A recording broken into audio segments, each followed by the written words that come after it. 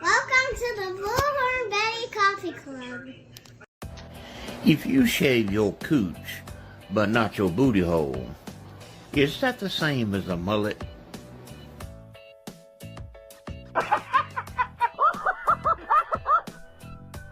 My tongue out her ass and left.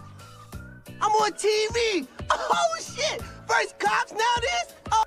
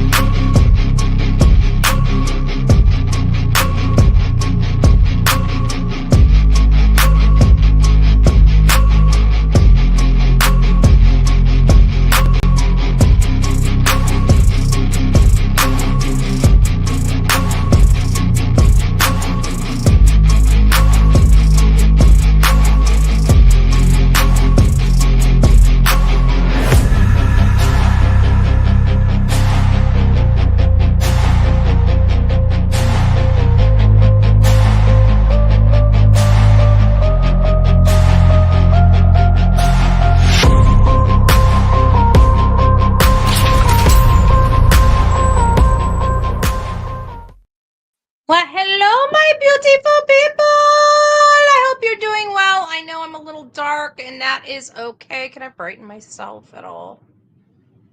Maybe. Whatever.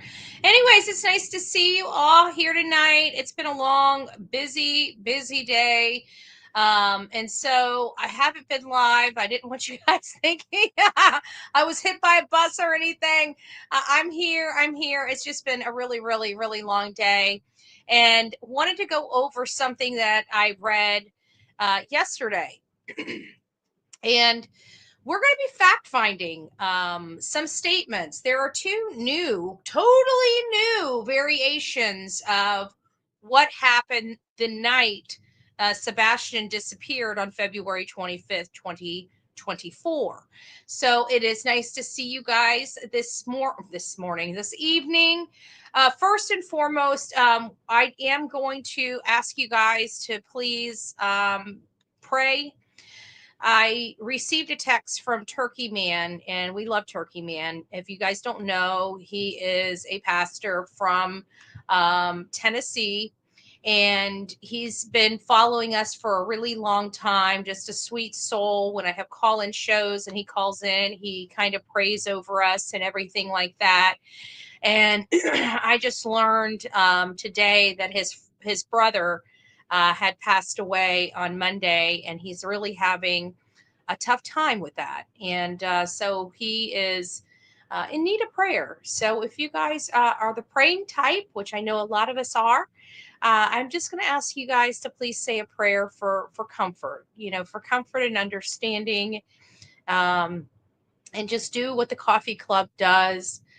We always try to support one another. And when we have a loss or something tragic, we always try to go above and beyond for our family here, right? So if you guys can think, please go ahead and say a prayer for him, his family, condolences to him and his family. I can't imagine. And it's just got to be very, very, very rough. It sounds like it was unexpected, but I haven't gotten details or anything like that, but it doesn't really matter. It's still very painful and just needs to be uplifted. So if you guys could do that, I'd greatly appreciate it. So many of you guys have know that a Dateline article came out, and I'm sure many people, since it has been released, have gone over it, but we haven't. So we're going to go over it in Bullhorn Betty fashion, and we are going to fact check each and every line. Was there, yet again, more inconsistencies? Statements that we've heard them say over and over and over again for a solid year miraculously all of a sudden changes. And I think it may have something to do with the failure that they forgot what they said a year ago, possibly. But it's insane that we can't seem to get our story together when it comes to the Sebastian Wayne Drake Rogers case, you know? So it's nice to see you. I won't be able to say hi to everybody, but we'll start with Mitty, Mona, Sonia. It's nice to see you. Melanie, good evening. Cinderella, it's nice to see you. Melody, it's nice to see you. Love Bug, I hope you're doing well. MN Mom, it's nice to see you. Mr. and Mrs. Car Guy, SRK, Cheyenne, it's nice to see you. Beautiful Rod is up in the house. Too many shoes. Hey, hey, hey. Karen, it's so nice to see you up in here. I hope you're doing wonderful tonight. Cheryl, it's nice to see you. Peggy, JH, Heather, hey, hey, hey, hey. Steelers lady, love it, love it, love it. Thank you. Yeah, we just need to pray for him. It's so sad. Nice to see you, Frank. I hope you're doing well this evening. Little Orange Man, it's nice to see you. Lisa B, always. Big hugs and kisses. Deanna, Linda, it's nice to see you. West Virginia Holla Girl. Hey, hey, hey. I love it. Stacy, Twitch, it's nice to see you. Cheryl, good evening. Elizabeth, Josie, hey, hey, hey. Crystal Pistol up in the house. Popcorn, it's nice to see you. Tammy, Diane, Tara, hey, hey, hey. Heather, it's nice to see you. Tamara, is it Tamara or Tamara? I'm just asking. Some people say it different, and I hate butchering names. Tina, it's nice to see you. Susan, hey guys. I'm sorry for coming so late. Hey, Luna Livonia, it's nice to see you. Jill, hey, it's nice to see you as well. So we're going to fact find these statements because we know the answer. And I got to say, when I was reading this, my blood pressure was boiling. It's like, how many more? How can two people not keep their freaking story straight? Either way, I digress. We're going to do this line by line. We're doing it line by line. Dad, burn it. So here we go. Beautiful smile. Beautiful smile. I won't be able to read chat tonight because I'm on one screen and I'm going to be bouncing around from screen to screen because we're fact finding the crap out of this news article. And it's supported and backed up by other statements. So let's go over that. Katie Proudfoot recalls the evening of Sunday, February 25th, 2024, as a typical one at home in Hendersonville, Tennessee. Her 15-year-old son, Sebastian, got ready for bed around 9 p.m., said, "I love you," to his mom and his two dogs, then headed to his bedroom for the night. Katie remembers a noise coming from Sebastian's room around 10 p.m. I hollered out to him and he answered me. I didn't think a whole lot about it. Very vague there. About an hour later, Katie went to bed. So now she's saying she went to bed at 11. At 11, folks. That's the first issue. Is that she's saying she went to bed at 11. Hold on. Did I miss one of my videos? I think I shut one of my Let's listen. Hold on. I will go back to the one I need. Okay. Let's listen. So let's read that again. You guys see that? It says, Sebastian, am I still on that right here? I am. Okay. Right here. She remembers him coming around 10. Okay. Katie remembers. Oh, Dad, burn it. Gotta love this. That's wasn't what I was trying to highlight this. And of course, I don't know why it keeps going up like that. That drives me nuts. Maybe I need to hold it. There it is, right there. I don't know why my mouse is acting all funky. Katie remembers hearing a noise coming from Sebastian's room around 10 p.m. I hollered to him. He answered me back, Katie says. I didn't think a whole lot of it. About an hour later. An hour later. Let's find out. Let's find out. Where is it? There it is. Now this is probably going to jam. Hopefully it doesn't stop my audio. Did it stop my audio? I think our audio is still good. So let's listen to this. 9 p.m. And then you got up, Mom, you fell asleep on the couch about 10 o'clock, but you said that Sebastian went to bed at 9 p.m. And then you got up off the couch and you went to bed and you said that was around midnight. Okay. So, midnight. So now we've just shaved an hour off. So now it's no longer midnight.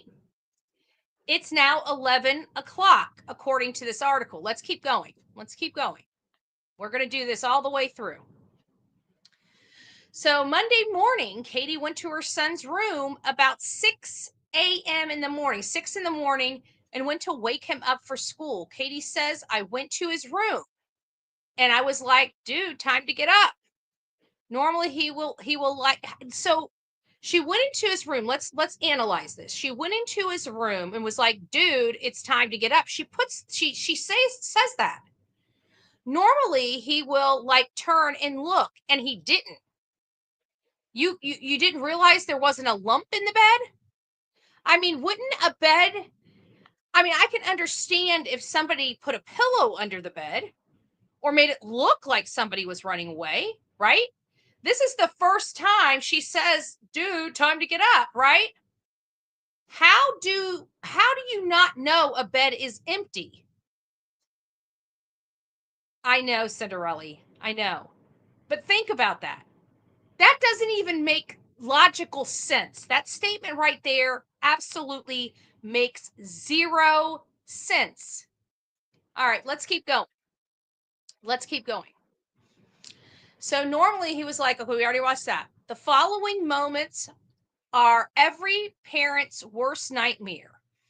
I looked everywhere in and around the house and I couldn't find him. I checked his bathroom. That's the first.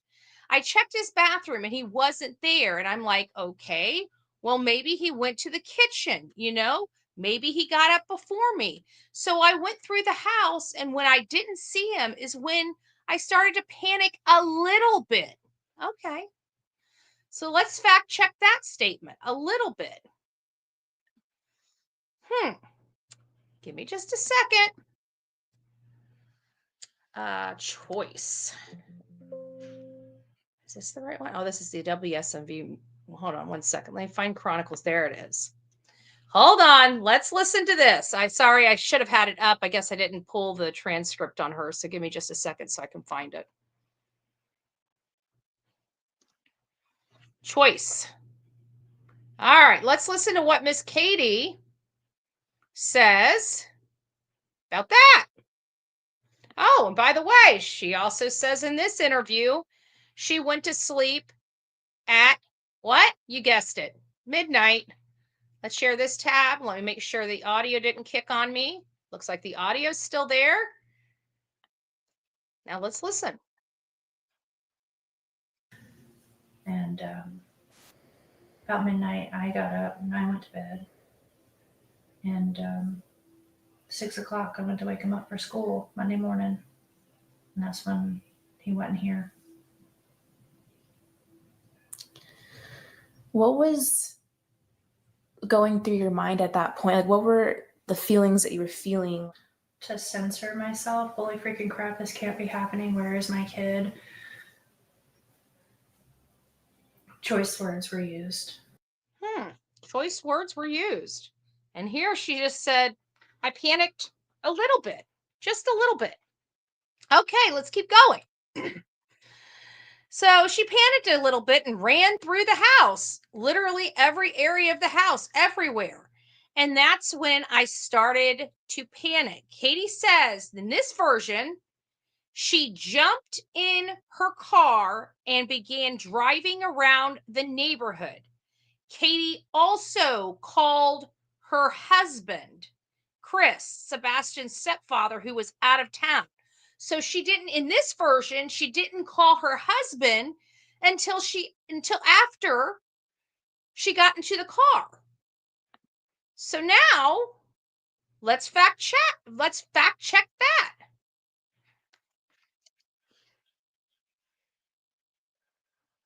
Where is it? It's this one. Let's see. Let's listen to what they say here.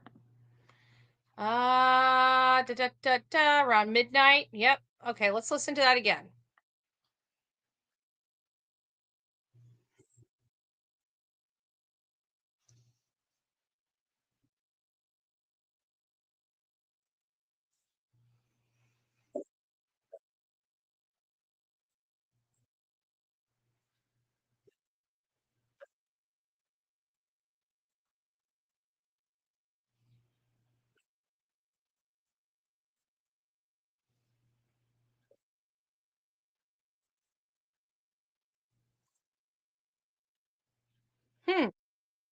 Interesting. No mention of her driving around. Did you guys hear that? Or was I still on this thing? Yeah. Nope. You guys didn't hear that, did you? Shit. Sorry. Let me go back. Let me play. I got to remember to share the tab. Let me go back. Mom has called me at the time and asked me, she was like, I can't find him. I was like, do what? She goes, yeah, I cannot find him. I said, well, hang on. I made the phone call and reported it to the sheriff's department because that's what we're supposed to do. Okay. And okay, so that's what they're supposed to do. Let's hear about this one. Let's go back to the Chronicles of Olivia. So let's go back to the choice words. We know that that's where we were. So let's listen to this. Let me play the tab.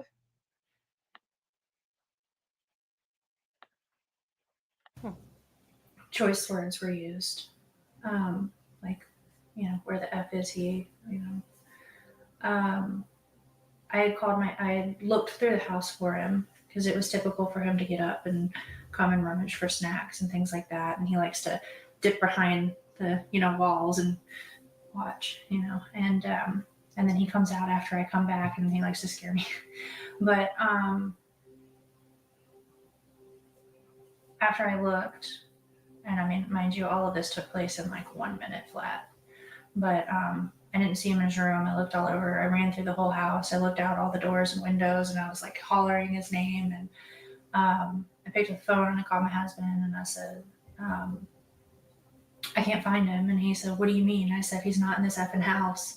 I can't find our son. And I jumped in my car and I drove around the neighborhood and I drove. So in this story, as you see, she called him first, then she went looking for him. So let's keep going with the article. Let's keep going through here.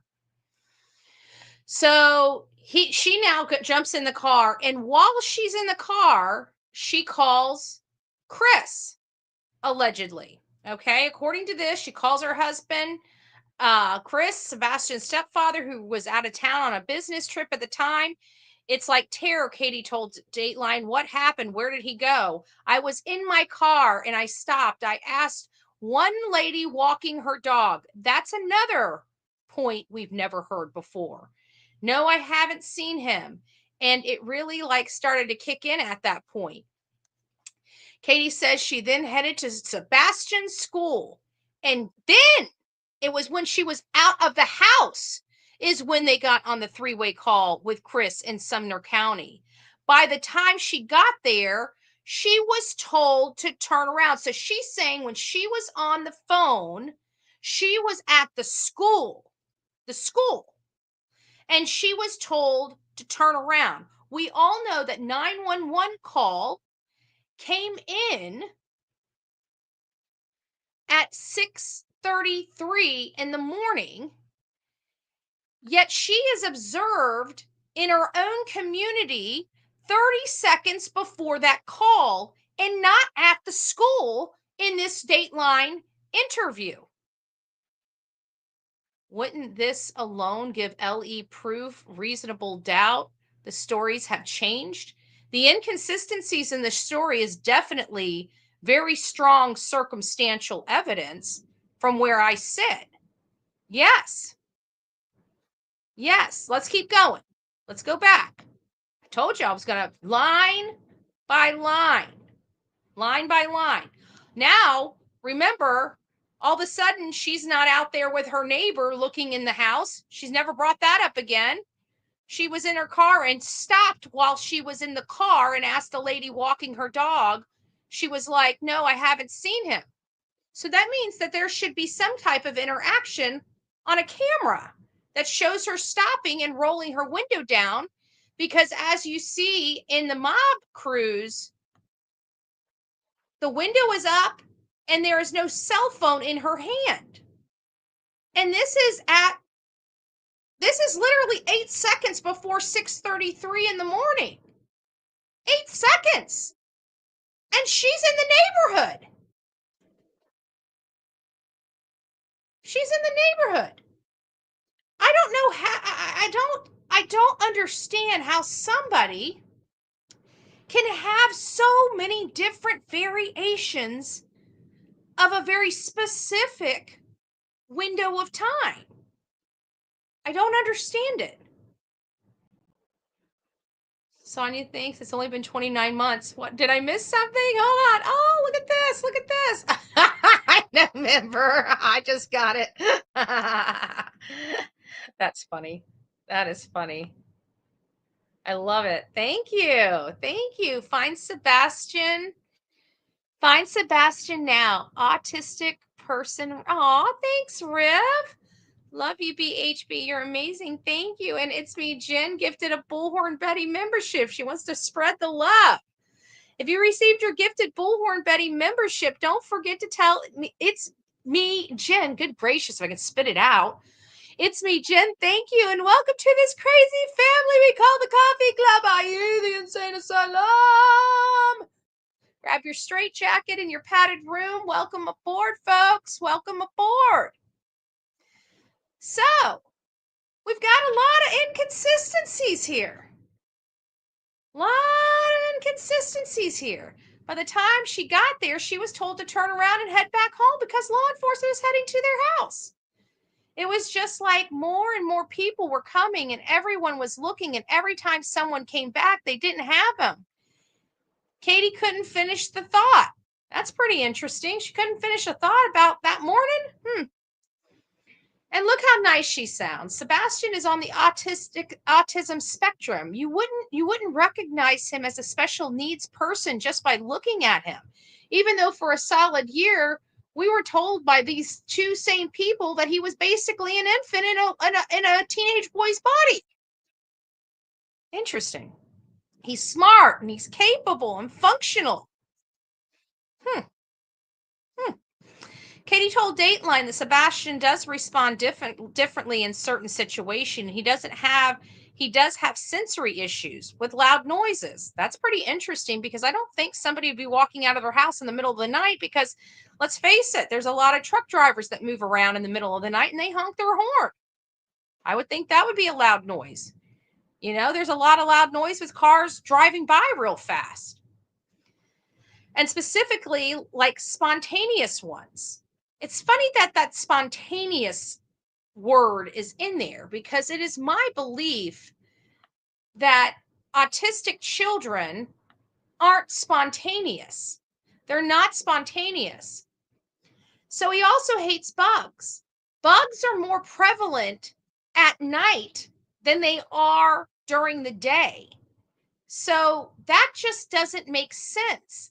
And remember, they kept searching the water because he wandered off. Why didn't they know he knew how to swim well and hated dirty water, would never want to go swimming in a pond? I don't know those answers. Let me see where I'm at here. Hold on.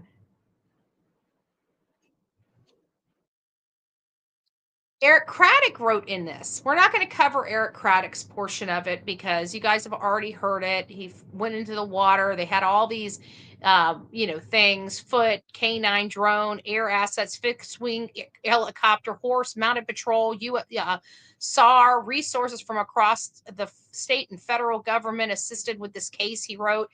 And that just goes to show you how much they put into this case and still cannot prove that this child walked out of the home. Thank you, Melanie. God bless you. Gifted a Bullhorn Betty membership. If you received your gifted Bullhorn Betty membership, don't forget to tell Melanie thank you. And Lisa B, always thank you, thank you, thank you. God bless you.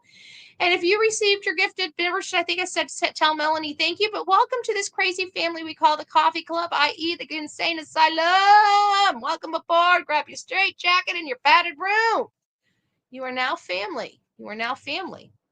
So we're not going to go over this, but I find it interesting because we're going to go over a little bit more.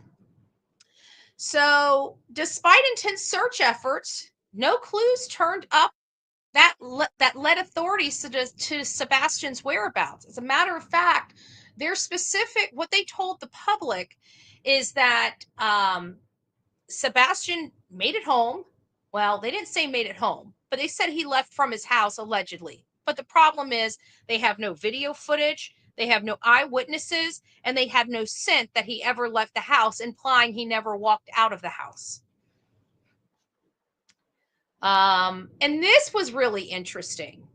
Katie believes that wherever Sebastian went, he had every intention of coming back home.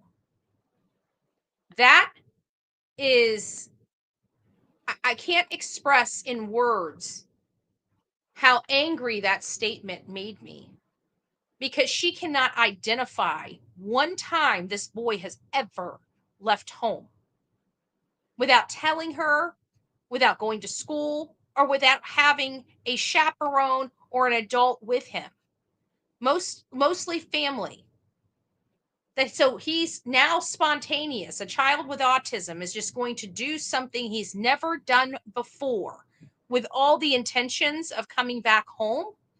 Yet on Nancy Grace, she believed that somebody took her son. That's what she said. When Nancy Grace pushed her, she thought somebody took her son.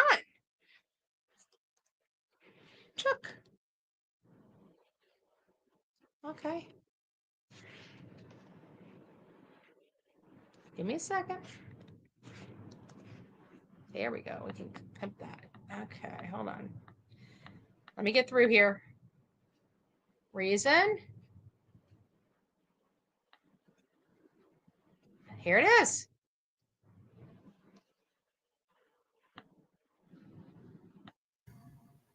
I wish I knew where he was, to be honest. Your theory. I think it's possible that someone has my son. Why? Because I feel like if he had been close to the house or had walked off, that we would found him by now with as many people as we had searching. Funny how the story keeps changing. In my mind, funny how the story keeps changing. So let's keep going. Let's see if we can find, like, literally we have found every single statement she has made being inconsistent with statements that we have known for a solid year. She has now completely changed her short story and shaved off an entire hour where she's now in bed by 11 and not midnight. It's just a little weird. Don't you think it's just a little weird? Katie and Chris want to make public aware of some of Sebastian's identifying features and tendencies. He has large freckles on the back of his neck and walks on his toes. He also has a unique run, putting his arms slightly behind his back and leaning forward. They urge anyone who thinks they have seen Sebastian to not approach him, but instead take pictures and call 911. And of course, we hear all of that. There's just a lot of stuff. Let me see if I missed any other comments in here from Miss Proudfoot. Katie believes that Katie believes that wherever Sebastian went, he had every intention of coming back. He was excited to start taking agricultural classes. Isn't it Katie that threw an absolute temper tantrum that Sebastian was taking those classes online, and now all of a sudden she's acting like this was something that she was okay with? Excited about taking agricultural class. I thought she told the school no. They actually have animals in the school that kids will work with as they advance through classes. Didn't she blow the gasket when Seth was received a reward or the award for his son in this very class? So here we have this article. Oops, wrong one. This article, and I'll be darned if every blessed thing in this article isn't exactly opposite or inconsistent with the statements of both the mother and the stepfather for over a year. And then I didn't hear it, but from people that Chris, and I've got to go find it, actually it said that the neighbor finally admitted that he took the garbage out, the trash out at 3 a.m., being the story number 2 when it comes to this case. And if the neighbor took the trash at 3 a.m., why in the world is he walking through a common area with a second person to an unknown car on the corner of Kellen and Stafford? Let's listen to this. Many of you guys remember Miss Bobby, right? We remember Miss Bobby. Let me find the thing in Miss Bobby. Hold on a second. Take her kids to school. Oh, there's that other thing. And then it was car. That's what I need. I go down here.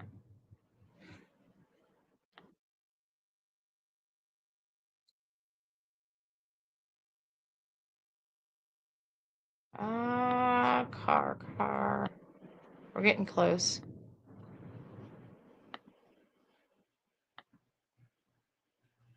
Here it is. Here it is. Let's listen. In front of your house and you ask them, they'll come and get it like that, but they won't come around the back or in between houses. That's bull monarchy. That is not how that works. No track. You don't believe those 3:10 a.m. lights were around 3:10 after 3 a.m. were trash truck lights. Not only do I not believe it, but the neighbor that has the actual footage swore up and down that there are 2 different circumstances. There was the car with the lights coming towards the car backed up on Kellen and left. And then about 2-ish hours, hour and a half, hour 42 something, they're like she said, the time stamp on the video is not working. It is stuck. She said, but you can tell because it's pitch black dark in the middle of the night when the car comes down the street, turns onto Stafford, sits there for about 3 to 5 minutes. The flashlights are coming from 2 different directions in between the yards. They do whatever they're doing around the car. The car backs up Kellen and leaves from Stafford. I'm sorry, backs up Kellen and leaves. And then 2 or so hours later, as the sun is just beginning to come up, you can see the trash truck. And she said, but the trash truck goes. So there you have it. Why in the world would somebody drive their car, not to their house, but park it in a weird spot, cut through the house or through the common area, put their garbage out at 3 a.m., and get back in their car and leave the neighborhood? What neighbor? That's a pretty stinking good neighbor. Kind of creepy. Like, why is my neighbor creeping around my house, put garbage out? But why in the world would he be creeping like that? Why would he park all the way down there? And why would he cross through the common area? If true, if that's what they believe they heard, which is what they're saying they believe. If Sebastian had intentions of returning home, then why did she move to Memphis? Great question. If she thought this child was coming back home, what mother would throw food and blankets out the door but not be there when her missing son returns home? Doesn't make any, and I mean any, blessed sense. So I don't know what else to say. We're going to take a deeper dive into this story, and we are going to go line by line, and we are going to listen to every clip and every interview to show you guys exactly how it's changed. Moreover, we were able to show you exactly how quickly, on a dime, Mr. Proudfoot could lie and lie convincingly, because he was on that disgusting channel and right after court, and somebody, because I had ran a live and I had brought up what transpired down below. Now, it wasn't just me and it wasn't just my attorney. I mean, there were on the 5th floor alone, there were over 15 people peering out a window. This was recorded by multiple people inside and outside in those common areas of the courtroom. There is absolutely, without a doubt, this verbal beat down that happened out in front of this courthouse. Well, while he was on, somebody must have posted that question in the chat, and so it took him off. And it's like, well, did I speak to my mother? Well, of course. That's not speaking. They were screaming in each other's faces. There was no mistaking what was going on down there, and literally in a split second, boom, he was able to come up with a believable story on a split second, rolled, slapped off his blessed tongue, just like that. And we went back and saw it. We listened to it. Let me see if I can pull that up again. Actually, I didn't have that one ready, and it's probably going to take me a little bit longer because those lives are freaking 4.5 hours long.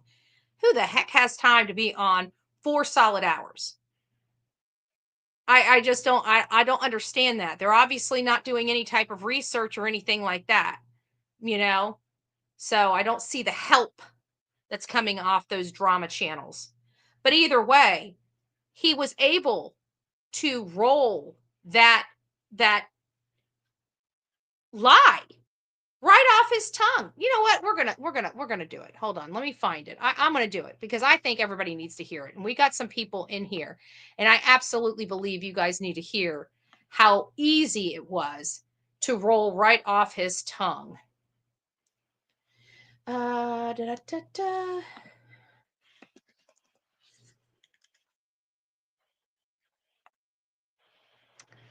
Let's listen. Let's listen here. Let's take a listen. All right.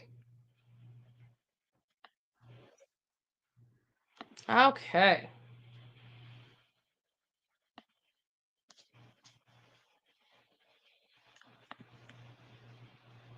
Control find.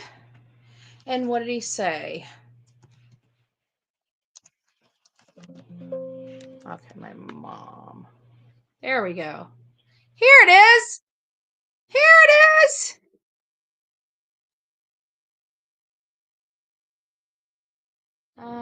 Okay, here we go. Let's listen to this. Let me make sure you guys can hear, because it likes to kick my audio when I put new stuff up. It looks like this is actually working pretty good. Actually, I'll keep my face on here because we don't need to give that ish any type of plug. So slowly but surely, people are facing time for messing up. Quick question too. We got to clear this up. Did you scream and yell in your mom's face outside the courthouse? Listen how quickly he was able to process that question, create a lie, and make it believable on a drop of a dime. Let's listen. I did say something to my mom, and once again, that is a personal thing. That is nobody's business. But you spoke to your mom, but you did not scream at your mother. They are saying you were outside the courthouse being abusive and screaming at her. No, that's not how that went. Well, I mean, if anybody who has a mom respects their mom and understands it, if you ever yell at your mom disrespectfully, your mom has every right to whoop your behind. Right. Wow. Wow. That quickly. He was caught off guard. He was not expecting that question to come up. And he was able to not only create a lie, but spin it that quickly on a drop of a dime. Hey, Tony, I see you're in the chat. Is that Tony? Is Tony here? There he is. Hello, hello, hello. It is past my bedtime, of course, but I've been working crazy hours, so I needed to go over this. I know everybody else got to it before me, but I wanted to fact find the crap out of this. So, and then to top it off, I think it is very, very, very. Hi, VA. I call noise violation. It's nice to see you, VA. I hope you're doing well. Did I see chaos in here too? I hope you guys are doing well. I hope you guys are doing well. So there you guys have it. Boom. What do you think that's about? Do you think he is capable of being able to spin a lie on a drop of a dime? Well, you just witnessed it. You just witnessed it. Because I can tell you, she did not bend him over her knee or whip him. And was he being disrespectful? While we couldn't hear what they were saying, it looked like he was being very, very disrespectful. Very disrespectful.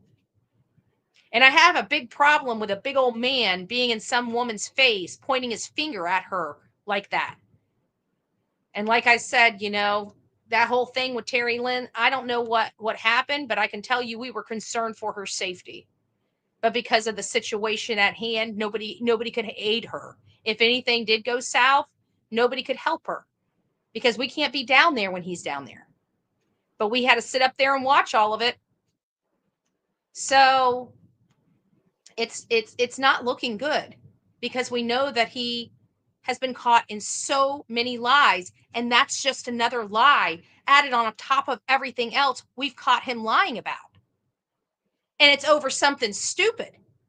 Nobody cares if he was yelling at his mom. I could care less. It was the cherry on top for me after a great day in court. You know, I was up there laughing at it. I won't lie. If you don't believe me, there was 15 other people that can testify to that. I was laughing my ass off. It was freaking hilarious, you know, because we got to see them without them even realizing we were seeing them. And we got to see their real selves, you know, not the facade that they put on. We got to see exactly how they behave, exactly how they act, exactly what they're willing to do. I would never talk to anybody like that. I may raise my voice and I may scream, but I don't get in people's personal space. As a matter of fact, when I scream and yell at somebody, I'm doing it from an arm's length. I have in public out on the freaking courthouse steps. But see, they got away from the doors and they were right in our line sight because they were right down from the courthouse, the courtroom we were just in. So you walk out of the courtroom and there's like this area and you can, that's where Seth had done many of his, when he went to court with me and he did his interviews after court, they took him out there in that hall, and it has like a couple seating areas where you can sit on benches, and it has all the windows along that wall that peer down into the courtyard at the front of the courthouse steps. And so we were just naturally watching because we wanted to see them leave so we could leave.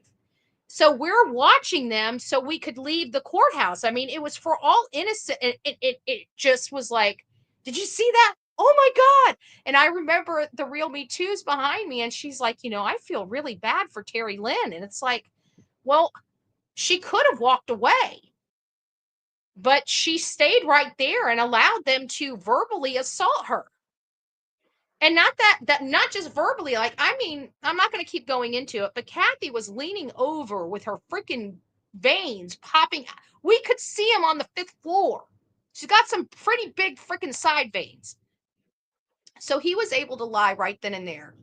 I think that's important because if he is able to spin a lie like that, now you know why he is taking over the conversations and have taken over the conversations since the beginning of this case, because he keeps spinning, and he keeps spinning.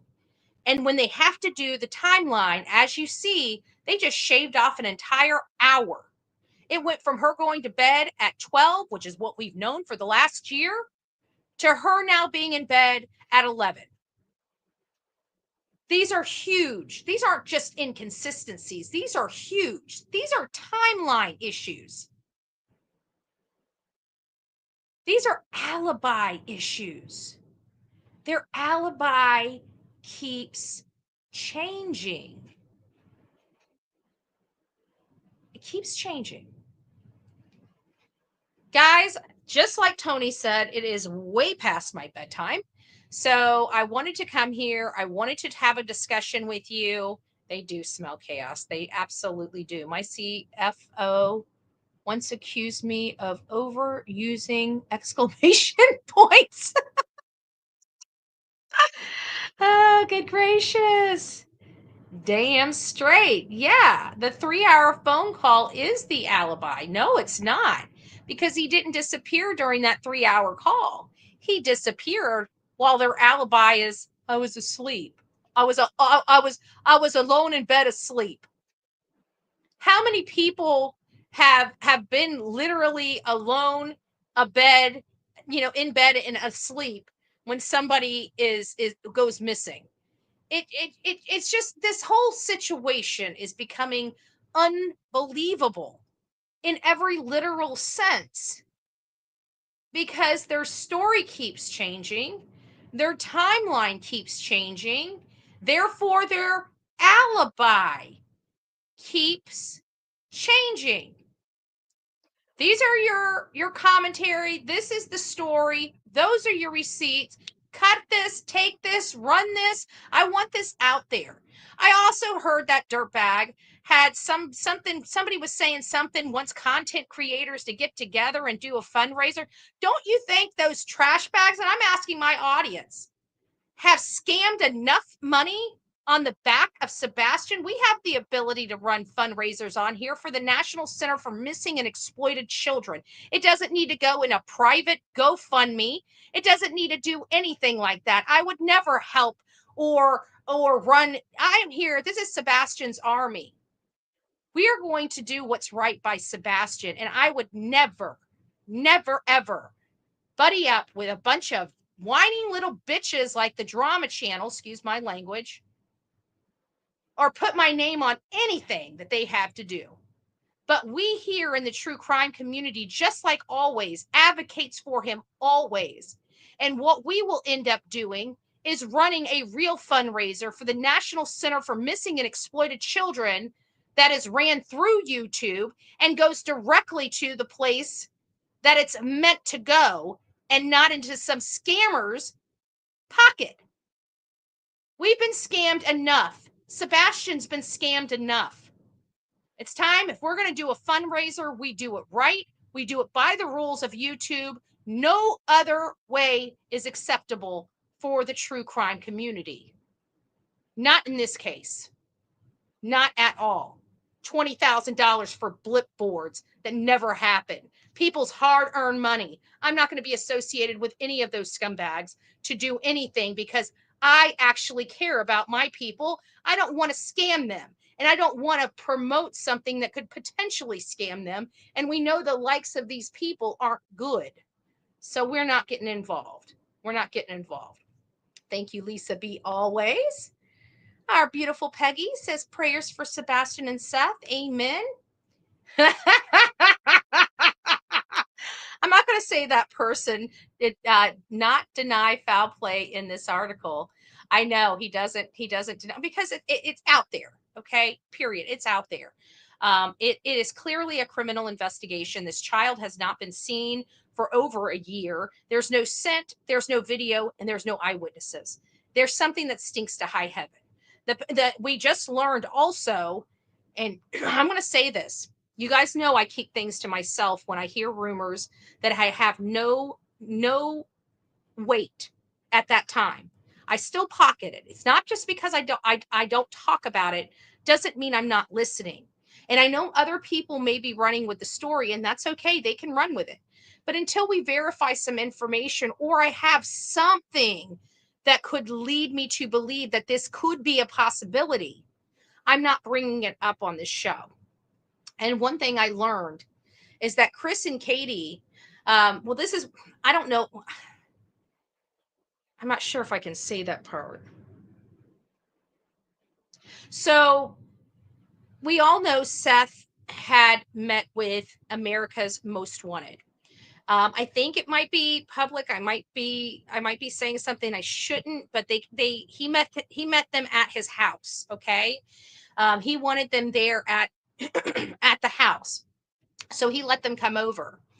Well, I just learned that Chris and Katie refused to allow America's Most Wanted into their home.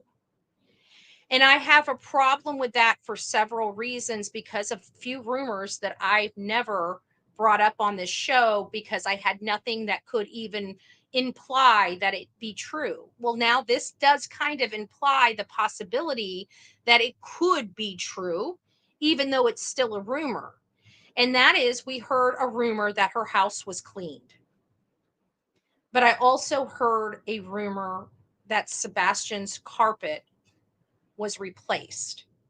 Now, I'm not saying either one of those things are true or accurate or factual information. I'm telling you that they're rumors. And now that we find out that you have the biggest interview of a missing child's case on America's Most Wanted, do you know how many families beg and plead to be on that show that never get the opportunity? And Sebastian is being featured on one of the most well-known crime-fighting channels of our lifetime, America's Most Wanted. And they refuse to allow their interviewers into their private home or to see Sebastian's room, I would presume.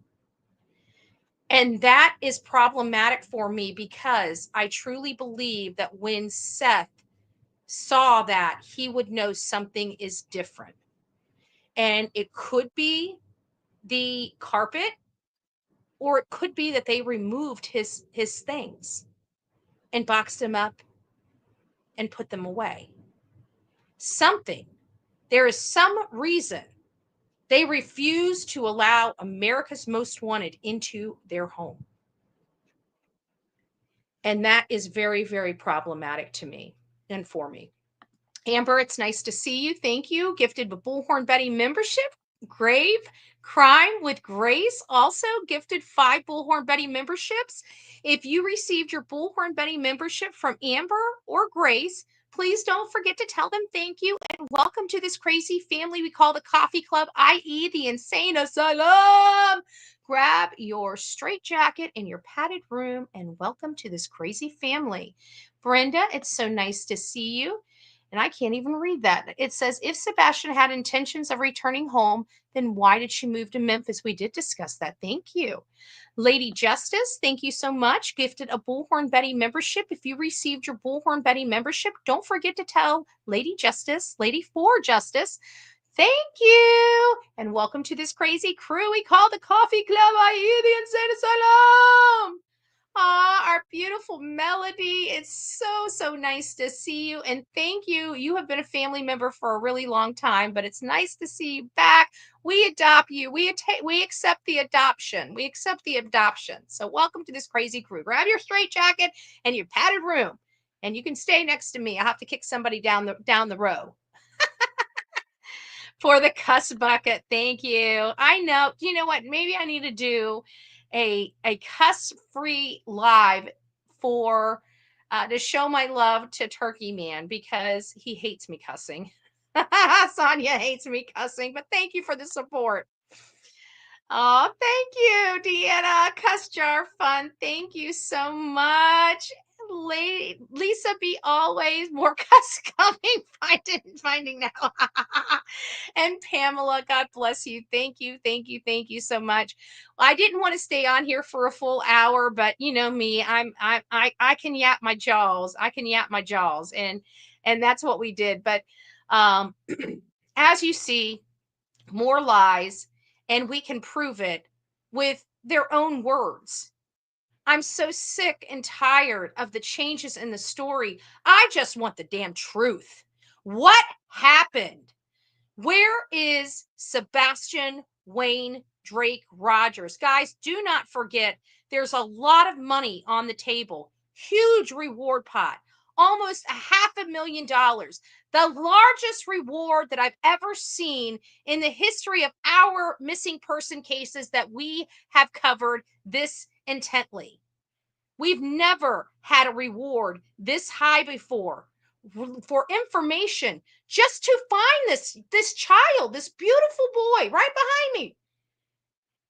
If you have any information, I truly believe somebody's teenage child has heard conversations they weren't supposed to hear. If you are that teenager, it is time for life-changing money where you can go to college. You can have that nice ride. You will never be saddled with debt again. You can buy your own little apartment, buy campus, and be debt-free to start your life out. All you need to do is come forward and say what you know. There's got to be somebody out there that has a substance or alcohol abuse. I never support saying this, and I know some of my audience, including myself, gonna kick in the butt, but there's a lot of money on the table here. Somebody knows something. Somebody knows something. $500,000 can get you some of the best rehab in the world. You can be a better person, live a better life. Start making some of those dreams come true. Somebody knows something out there. Think of everything. If you know something, step forward. If you know something, step forward. It's very easy to do. You can call 1-800 TBI find or 888 TBI find. Something like that. Somebody put the number down in the chat. I forgot. Actually, it might be on one of my backgrounds. But it's TBI find. You can call Dog the Bounty Hunter at 833-TELL-DOG, 1-800 TBI find. Thank you, Betty. Thank you, guys. There you go. You guys have other information. At nights, people, they'll keep you confidential. They just want to bring this child home to his dad. They don't care what your problems are. They don't care how you're involved or not involved or overheard. They don't care about any of that. You know what they want? They just want information, and they want to hand you some money. That's what they want. Exactly, Mitty. Sebastian needs you. So please, if you guys have this, pass this around. Huge reward. Somebody knows something. Somebody needs to come forward. Those people will never be loyal to you. You don't deserve to be loyal to them. They will throw you slap under the bus quicker than you could know what to do with. The first one there gets the deal. We always hear that. Be the first one there. Help Sebastian Wayne Drake Rogers. Help your community heal. Help this beautiful boy get justice. He deserves it. He deserves it. God bless you guys. Take care, and we'll see you soon.